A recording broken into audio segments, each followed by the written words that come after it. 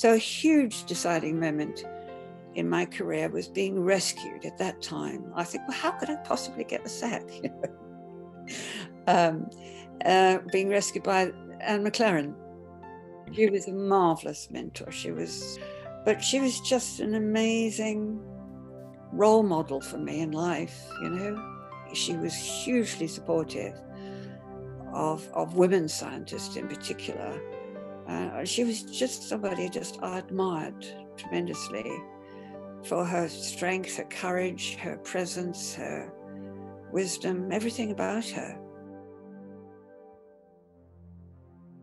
In my teenage years, I had this passion for all these writers like Camus and Teilhard de Chardin, Kierkegaard and Guide, and those French people, Simone de Beauvoir. I had a huge passion for those books. I don't know where it came from, but in my teens, I was reading all these books, but it must have been, well, looking back, I was looking for something. I was looking for something more. So I ended up in ashram in the 70s with Rajneesh. And I was completely bowled over by meeting Rajneesh. And he liked the fact that I was a scientist. He was a professor of philosophy. And he talked to me a lot about science, that as a scientist, I was to have no a priori hypotheses, no preconceived ideas, and that I was to explore like a huge adventure, you know.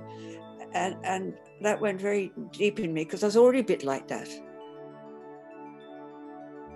That made it okay for me to be off the rails a bit as a scientist, because I wasn't interested in existing dogma or consensus reality, which I saw as being built upon a set of possibly arbitrary concepts in the first place. I mean, you can build a whole structure that looks like facts, but it may not be. And, you know, like always as a child, from a child, I was always interested in things that didn't fit, the odd thing.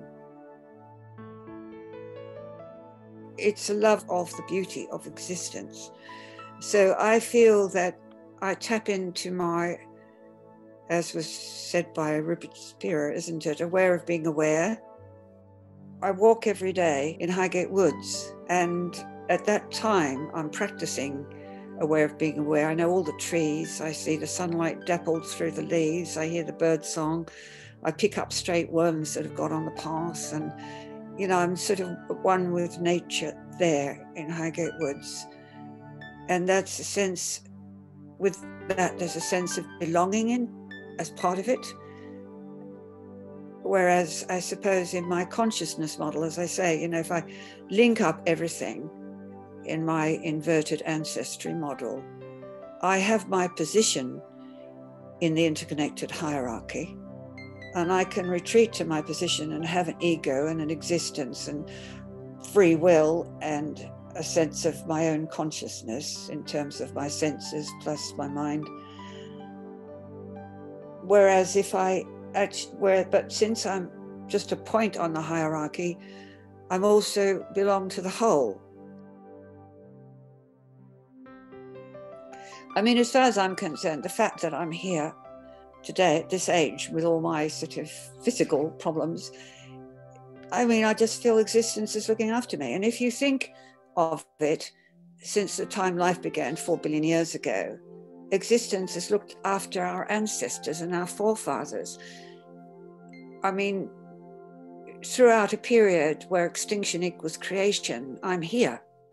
So that my ancestors have all been looked after by existence, and so have I been looked after, which I think is a sort of inherent basis of faith and trust.